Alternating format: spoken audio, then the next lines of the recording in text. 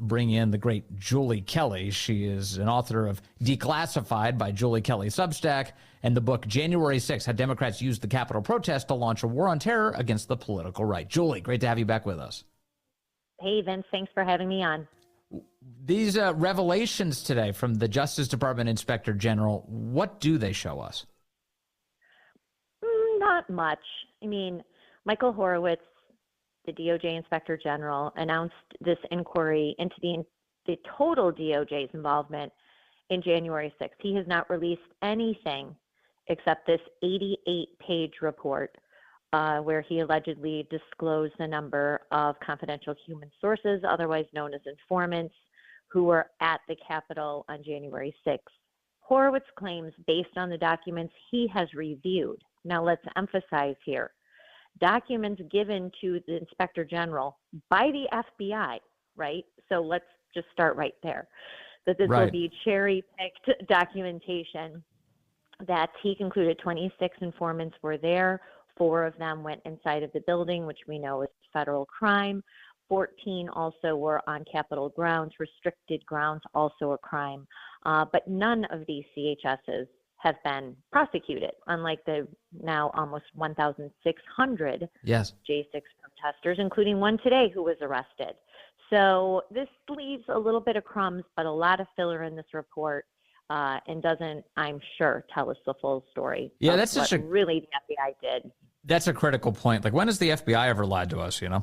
And it about the Hunter Biden laptop or the Fed napping or any number of other issues. They're the types of things that they use to obtain spy warrants on Trump officials. It's never ending, actually, the lies that were told by this Justice Department and FBI. But today they copped to at least 26 confidential human sources on January 6th. I saw that the report also indicates that at least one of the informants was actually had all of his trip paid for to come to the Capitol. In other words, the FBI paid the protester to travel to the United States Capitol to participate in the events of January 6th. Correct. And I did see that, and that's per usual.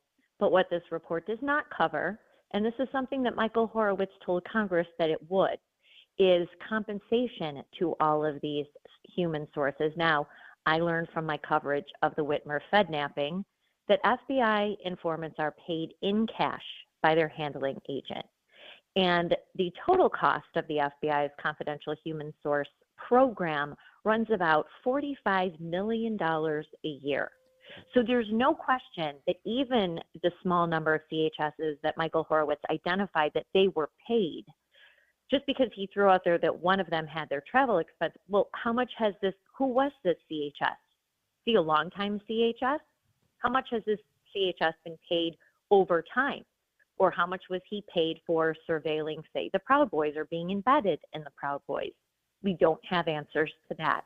That's why this report, very disappointing, not totally unexpected from Michael Horowitz, an Obama appointee who, while he comes across as an earnest guy, at the end of the day is a company guy. And this report really goes out of its way to diminish the FBI's role in January 6th, not cover a lot of other DOJ activity. He doesn't even address the pipe bomb investigation, why that suspect has never been identified and charged. But anyway, it does give Kash Patel the beginning of a roadmap to finally get to the bottom of very suspicious activity by DOJ agencies, especially the FBI, before and on January 6th. Okay, all right. So they're admitting to very little here, but some numbers today, at least some admission that the FBI had a hand in the crowd that was there gathered on January 6th. Additionally, Christopher Wray is on the way out. We'll talk about that first. I've got a number of issues I want to discuss with you, Julie, but Christopher Wray is on the way out. How do you think his legacy should be defined? As the worst director of the FBI in U.S. history. And that's kind of a hard bar to exceed. Jim Comey, Robert Mueller, J. Edgar Hoover. But look, Christopher Wray took the awesome, unaccountable tools of the most powerful law enforcement agency in the world, and he turned those tools against the American people. He has used military-style SWAT raids against American citizens for minor involvement in the events of January 6th. He has used geofence warrants. He has issued subpoenas for Amazon purchases, for cell data. He has interrogated family members and neighbors of J6ers. This doesn't even begin to address what he did to Donald Trump and authorizing this armed, unnecessary 9-hour raid of Mar-a-Lago, where 30 armed agents showed up and rummaged through the private bedroom suite of Melania Trump and their son, Barron Trump.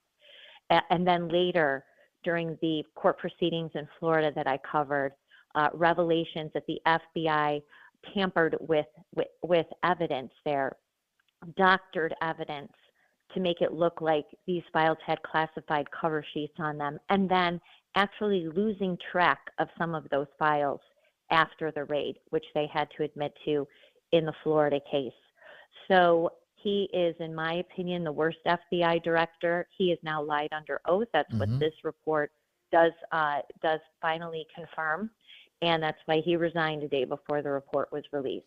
Well, yeah, the one thing that stands out to me, there's a lot that stands out to me about his tenure and so much just awfulness throughout it. But he's appointed in August of 2017. The 2020 election is meddled with by the Federal Bureau of Investigation as it literally groomed the social media companies into censoring the Hunter Biden story.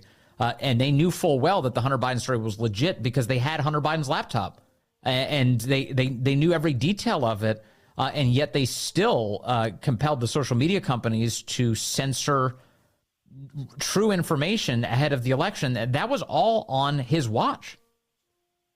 Correct, and this was all run out of the San Francisco FBI field office, Elvis Chan, who had weekly and then daily meetings with big tech companies and low-key threatening them that if they did allow the publication of the contents of Hunter Biden's laptop, which of course the New York Post broke those stories in early October, that they would face legal consequences for disseminating foreign disinformation, that of course also came out of Chris Wray's FBI before the 2020 election. So this is a very important point. While at the same time targeting Donald Trump, his associates, his lawyers, and his voters, Chris Wray being the cover-up artist for the Biden crime racket, whether it was the cover-up of the laptop or the huge disparity in how Joe Biden and Donald Trump were treated for allegedly handling classified materials. Right? Donald Trump gets a raid. He gets a 40-count federal indictment. Joe Biden gets 2 voluntary searches of his private home. You know, he's not, doesn't have 30 armed agents show up and go through Dr. Jill's bedroom. He's treated with kid gloves, and then ultimately does not face prosecution. So that's another important point to emphasize. Chris Wray not only weaponizing the FBI against the right, including Donald Trump, yes, but covering up for Democrats and especially the Biden family.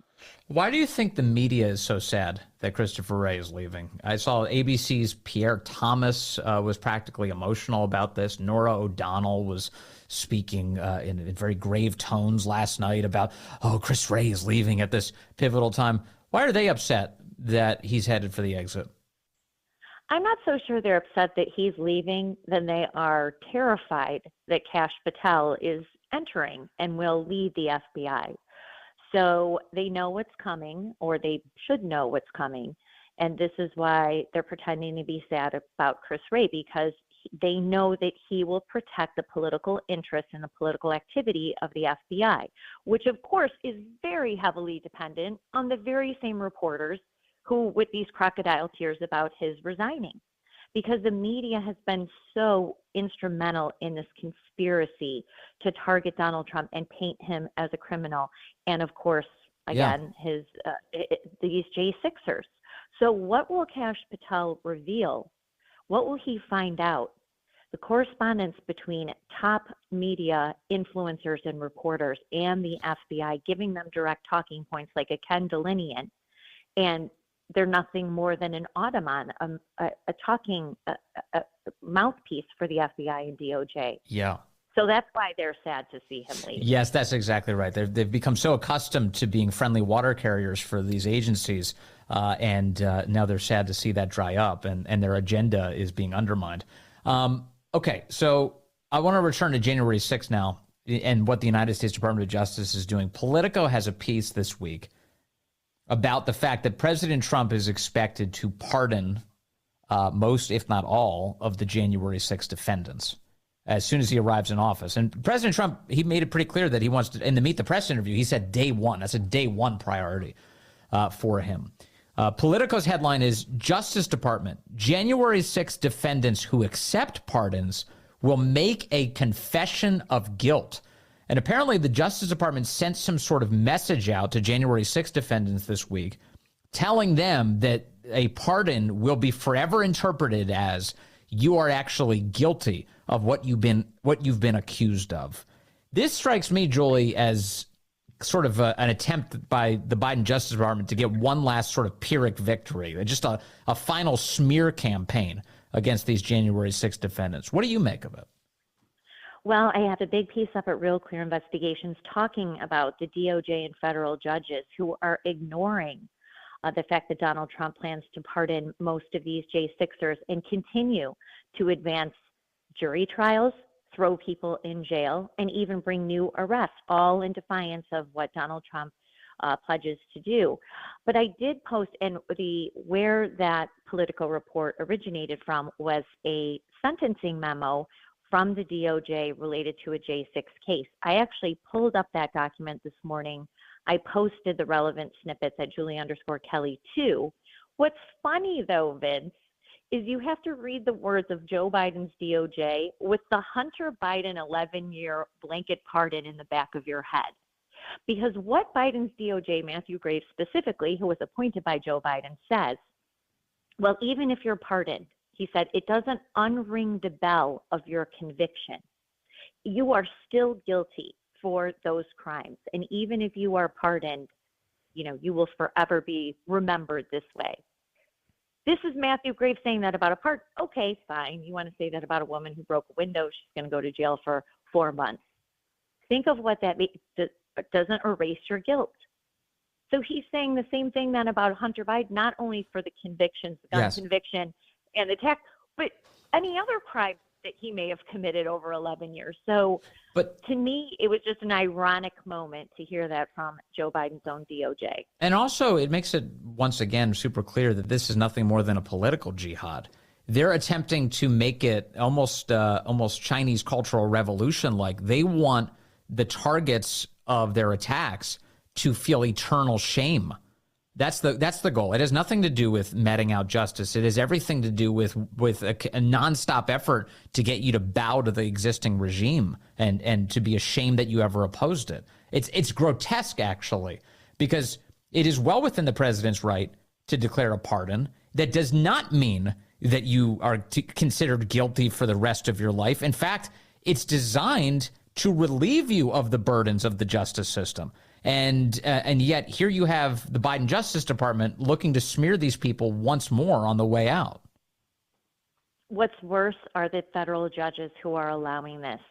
And I put in my piece at Real Clear Investigations the comments that judges are making in their orders and even in open court about the shame that these J6ers should face forever, even nonviolent misdemeanor convictions, that saying the same thing that the DOJ is saying, that you will forever be shamed, that this doesn't take away your part in an effort to overthrow American democracy, strike at the heart of our constitutional order. I mean, this is coming from federal judges whose duty is to protect the rights of defendants from government overreach. But instead, they are working hand in glove with the DOJ to hasten jury trials before D.C. residents. Yes. Think about this. These judges are allowing jury trials of J6ers to go on this week in a city that voted 93% for Kamala Harris. They don't care about the rights of the defendants. The judges are worse, in my opinion, than DOJ because they're violating their oath of office to protect defendants from government overreach. And they are doing the exact opposite. They're throwing these people to the wolves of DC voters, throwing them in jail on excessive fines and on charges that no other political protester in Washington has ever faced. And the American people just voted for Trump, who literally campaigned on the fact that he would give pardons to these January 6 defendants. And these judges and this Justice Department, they have no respect for democracy, in case you're wondering who's crapping all over it. Julie Kelly, thank you very much, as always, for your excellent work and your time. Good to talk to you today.